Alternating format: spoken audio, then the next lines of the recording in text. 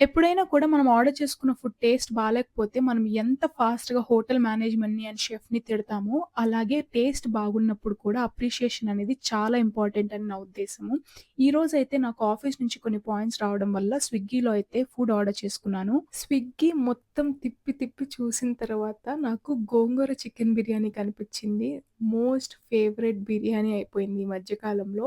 ఈ గోంగూర చికెన్ బిర్యానీ అనేది చాలా రెస్టారెంట్స్‌లో ట్రై చేస్తున్నాను. బట్ 'బే లీఫ్' అనే రెస్టారెంట్‌లో ఎప్పుడూ ట్రై చేయలేదు. లక్కీలీ నాకు ఈ పాయింట్స్ రావడం వల్ల ఈ 'బే లీఫ్' రెస్టారెంట్‌లో కూడా ఆర్డర్ చేసుకొని టేస్ట్ చేయబోతున్నాననమాట.